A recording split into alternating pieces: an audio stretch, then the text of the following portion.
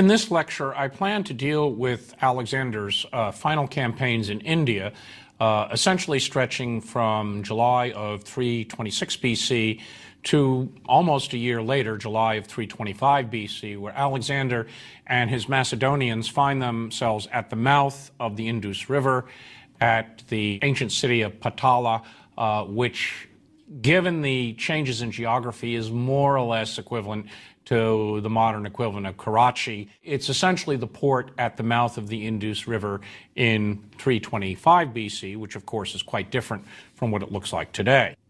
This year was decisive. It was a year of very difficult campaigning in India, but the army was on the way home. And so what we wish to do is look at two issues. One is the so-called mutiny, or perhaps a better way of looking at it is essentially a sit-down strike by the Macedonian army on the Hyphasis River, that is today the Bias, which is a northern tributary of the Sutlej River, that is the final river that marks the Punjab. And beyond that point was, or still is, the Thar Desert, and perhaps 10 or 12 days of hard marching to reach the upper Ganges, which would have been the center of the kingdom of the Nanda monarchs, who ruled a kingdom known in Sanskrit sources as Magadha, which reputedly had a vast army of thousands of elephants, 200,000 infantry, and 20,000 cavalry. As I mentioned in the last lecture, Porus furnished Alexander with his first accurate information of what was in the Ganges Valley. Alexander, upon his victory on the Hydaspes, realized that the political and geographical situation in India was very different from what he had believed when he crossed the Tigris back in 330 BC, or even when he had crossed the Hindu Kush in 327 BC. He now had accurate information of the various kingdoms of the Punjab, the land of the five rivers. Porus was now his friend and vassal. Alexander honored the tall and imposing king, and Porus served Alexander loyally. He was assassinated sometime between 321 and 317 BC by a case of mistaken identity, actually, and his son came to rule the kingdom, and that son actually fought loyally on the side of those supporters of Alexander's family in the Wars of Succession. He fell on a distant battlefield in Iran in 316 BC. So Porus benefited a great deal from Alexander's clemency, and Porus's friends became Alexander's friends. Kashmir, the kingdom in Kashmir, submitted. Abbasaris, the ally of Porus, sent embassies, but Porus's enemies were now Alexander's enemies. And Alexander faced several tribal coalitions and kingdoms in the Punjab and the middle reaches of the Indus, which were powerful states that were foes to both Porus and apparently Taxiles. The immediate strategic results of the Battle of the Hydaspes was then very disappointing to the Macedonians. Within hours after the victory, Porus was being ennobled by Alexander. He had been treated like a king. He had been invested with his kingdom, and actually the kingdom was expanded. Porus was now a friend to Alexander. Well, that's okay. He's submitted. But what was more alarming was the news of all these other kingdoms, and Porus was just one of a number of very powerful regional monarchs. And it was not going to be a simple case of winning one big decisive battle and then taking over large numbers of Persian satrapies. Alexander was going to have to battle his way across the rivers of the Punjab at the height of the monsoon season, and then he has now got reports to the east of the Punjab was this great desert, and after you crossed that desert in about 10 days, you ran into another huge river with an even more powerful kingdom, a great kingdom that was many times the size of any of these regional states in the Punjab. This information was circulated among the Macedonian soldiers and Greek soldiers, and one wonders how alarmed they grew. They're in the middle of the Punjab. They're soaked in rain. The monsoons have arrived. They're eating unfamiliar food. Water is a major problem. There's dangers of dysentery everywhere. The roads are flooded out. And after the Hydaspes, Alexander pushes his army ever farther east. He's going to reach the end of those rivers, and he moves east and southeast at Porus's direction. Porus, as I noted, ruled an area more or less approximately the core of the later Sikh Empire of the late 18th and early 19th century. Amritsar and Lahore, or the sites of those future cities, were both apparently capital kingdoms, or their ancient equivalents were. And anyone familiar with the history of the Sikhs knows that they are absolutely wonderful warriors and some of the best soldiers in the British Army of India. Furthermore, to the south, the regions that Alexander would battle through are the homes of the various Muslims of the Punjab today and in northern Pakistan. Again, peoples who have had a reputation of being superb soldiers, and Alexander's battles among these peoples of ancient India gained notoriety throughout the Greek world and later the Roman world, and these Indian soldiers constantly referenced in the classical sources at what able soldiers they are and how effective their kings are in leading them in battle. Along the way to the eastern borders of the Punjab, Alexander attacked a group of people known in the ancient sources as the Cathayans. That is the Greek name. They are apparently the residents around the later city of Kutha in the Sanskrit sources. The Greeks call the main town Sangla. It was a difficult battle. Porus helped direct Alexander's forces against this particular city, and it was right on the route of advance. It had to be cleared. These people were opponents to Porus. They defended the city by drawing up a huge lager, that is a wagon camp, as the Boers would call it, in South Africa. And this was to act as a barrier as well as a base from which the Cathayan forces would attack. Alexander again used tactical finesse in drawing the Cathayans out into an ill-advised charge. They were driven back by his light infantry supported by the Macedonian phalanx and put into this. They retired into the city. The lager was captured. And that evening, Alexander received reports that the Cathayans were about to flee their city. And in a daring night attack, Alexander thwarted the escape. Ptolemy, the future king in Egypt, distinguished himself in this action and leaves a very, very vivid account of the brutal night fighting that went on in this city. And again, those who are skeptical of Alexander's motives for the invasion of India often point to Arrian's report that some 17,000 Indians were slain, 70,000 were captured in the confusion of the fighting, that this was some kind of atrocity. It was undoubtedly brutal fighting, but well within the rules of war in the ancient world, which are hardly those of the Geneva Convention. In any event, the city was captured and submitted, and by all accounts, it certainly pleased Porus because this was, in effect, a rival kingdom in the Punjab. At this point, it was July of 326 BC, and think of the Macedonian army now. They had won this spectacular victory over Porus. They were now advancing several weeks after that battle.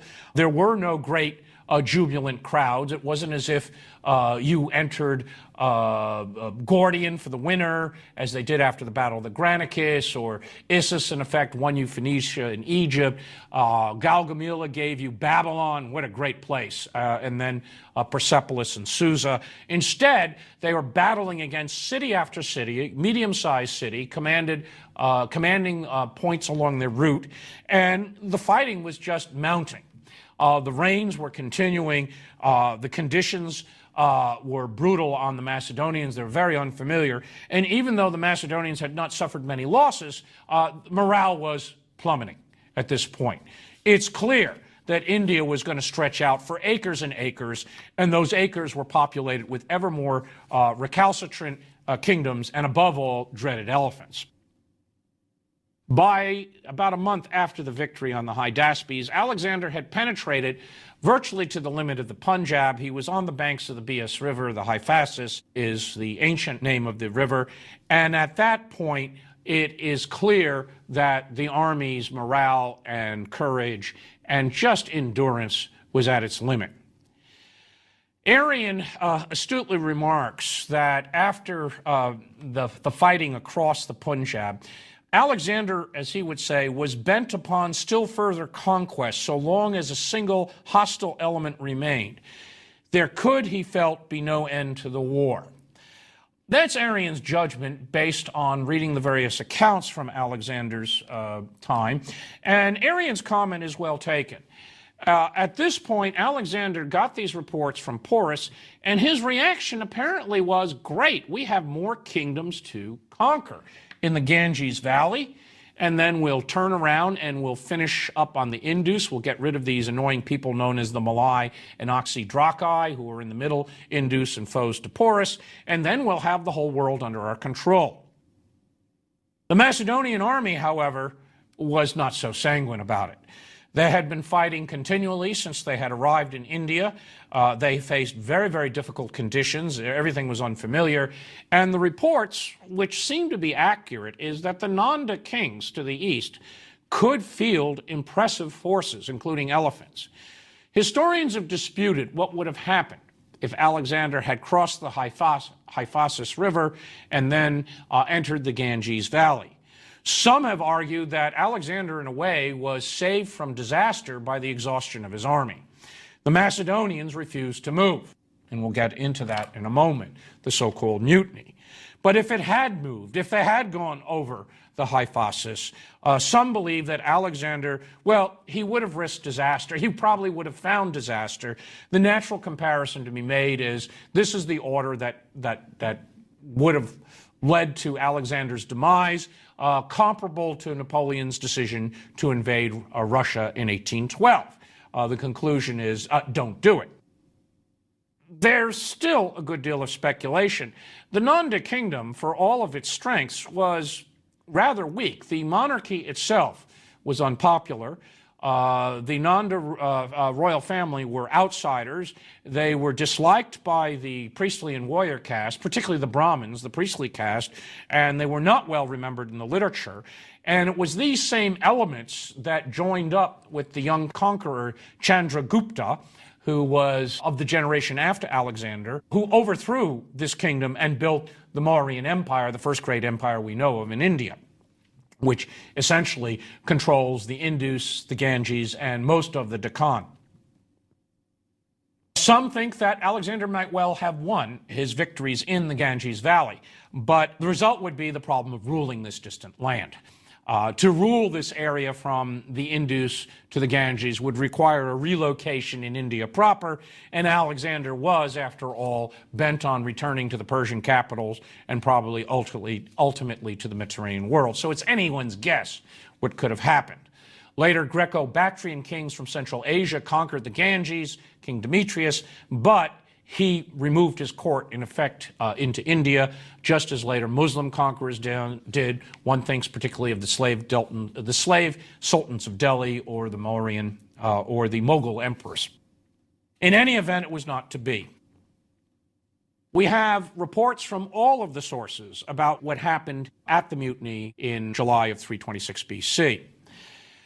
Arrian presents the mutiny as arising from a conference of Alexander and his generals, although the suspicion is a lot of soldiers were outside milling around wondering what was happening. Alexander attempted to extol the virtues of the army and encourage the officers to march on to conquer the Ganges. At that point, Kenneth, who was a senior commander in the cavalry and a distinguished veteran officer, spoke very respectfully for the Macedonians and simply said, the army is footsore, weary, and homesick.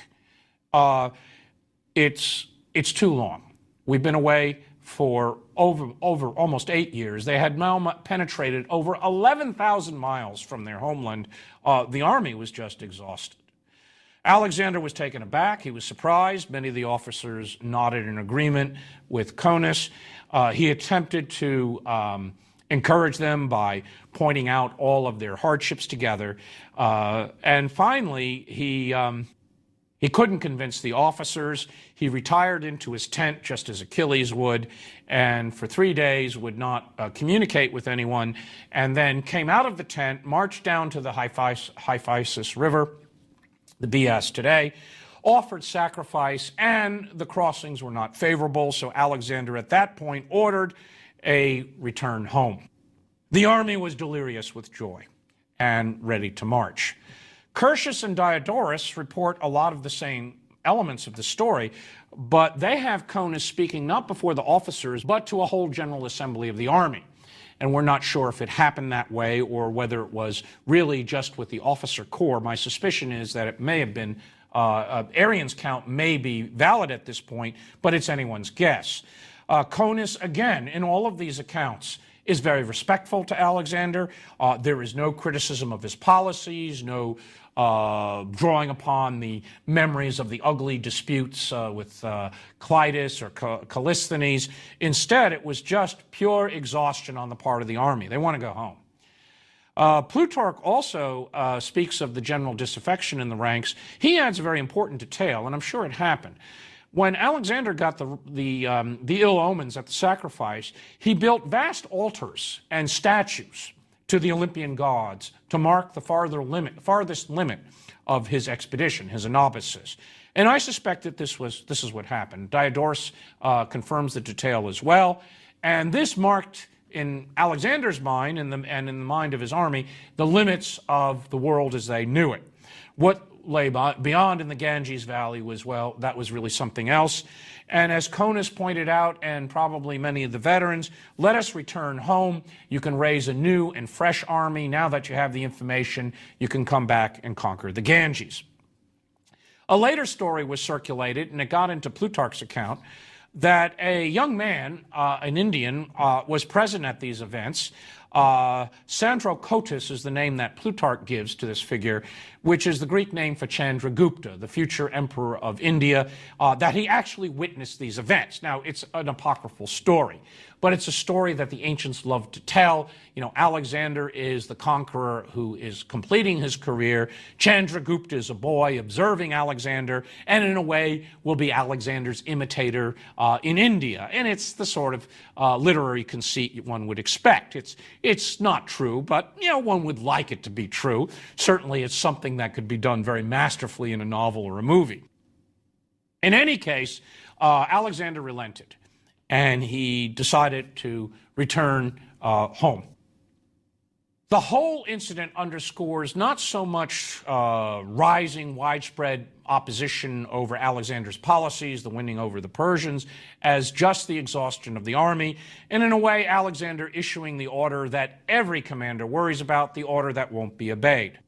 In this case, the order was disobeyed very, very respectfully. It was essentially a sit-down strike rather than an absolute mutiny. There was no effort to move against Alexander's authority. Far from it. The army was overjoyed. The veterans were jubilant, delirious that as Alexander moved among them as he had made his decision. Furthermore, it tied Alexander to his Macedonians. Alexander was acting the way a Macedonian king should act.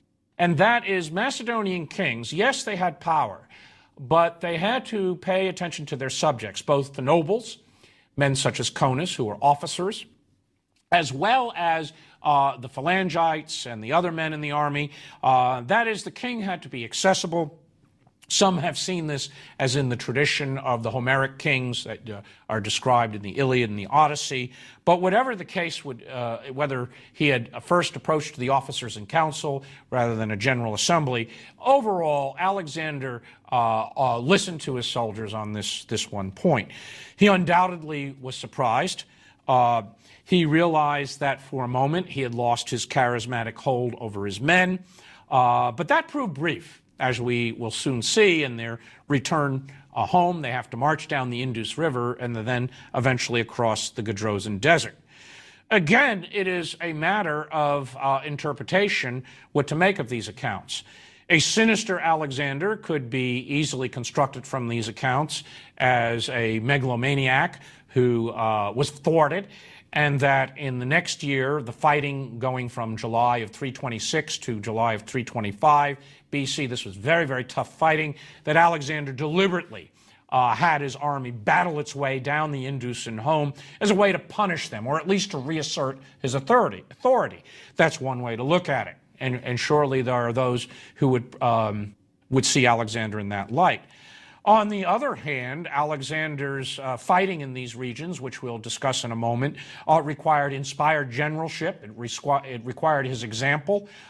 He was wounded very severely in the fighting at the city of the Malai, almost died from the wounds. He was pierced by an arrow in his chest, lost a great deal of blood, and was carried off the battlefield unconscious, or out of the city unconscious.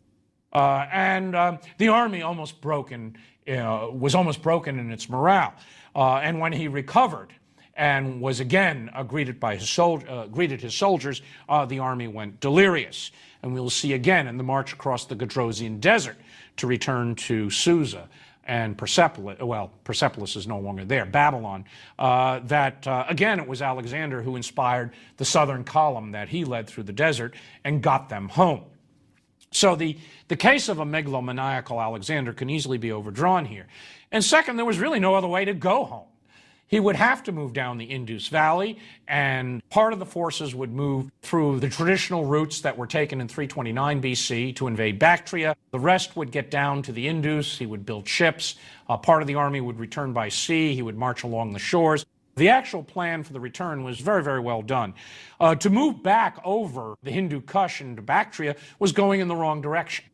It would take much longer to return that way than to press on down the Indus, and after all, it was part of the former Persian satrapy, and he had to secure that frontier. Therefore, Alexander turned his army around and marched back to the Hydaspes. At Taxila, a Macedonian named Philip, his brother was Harpalus, who is the treasurer back in Babylon, a very distinguished family, was put in charge of an Indian satrapy in the Punjab, and this embraced most of the Indian conquest. Philip, however, had under his authority a number of independent rulers, including Taxiles and Porus, who essentially ruled on their own and paid homage to Philip, who was Alexander's representative. Alexander also had Nearchus build a huge river flotilla. This proved decisive in transporting equipment and supplies. And between November of 326 and February and March of 325 BC, that is right after the monsoons had finished, Alexander's forces moved down the tributaries of the Indus and pacify these regions. There were two principal foes in the Middle Indus that were targeted. They were both opponents to Taxiles and Porus. One of them is a group of people known in the Greek sources as the Malai, or Maloi, to use the Greek plural. Malai is the Latinate form that we tend to use in English. They are probably the same people known as the Malavas in the Sanskrit, and their allies to the southeast were a group in the Greek sources called the Oxydrakai, which seems to be a rendition of the Sanskrit Kusudrakas. Both of them were powerful tribal federations that controlled the lower reaches of the tributaries of the Indus and the region of the Middle Indus, particularly the region around the medieval city of Multan.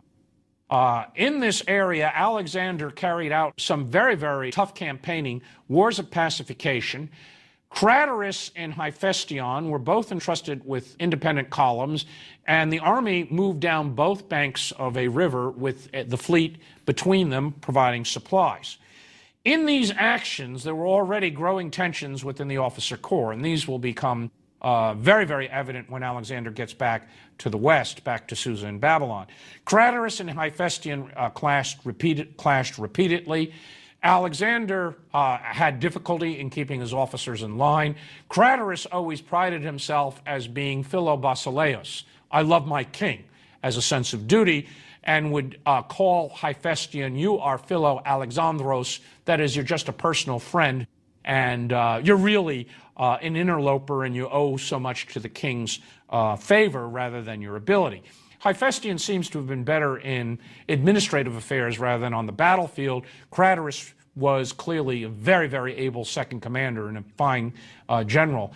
And I think Alexander recognized that in these campaigns. There was an incident where Craterus and Hephaestion almost came to blows. They were divided. Alexander rebuked Hephaestion in public. And then later, because he was a personal friend, he was able to soothe Hephaestion's ire.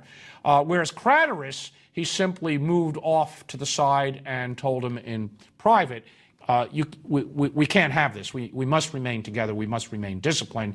And that was a very, very telling moment in which he understood his friend as opposed to his senior officer. He knew how to treat his men in these very tough campaigns. The campaigns against the Malay and the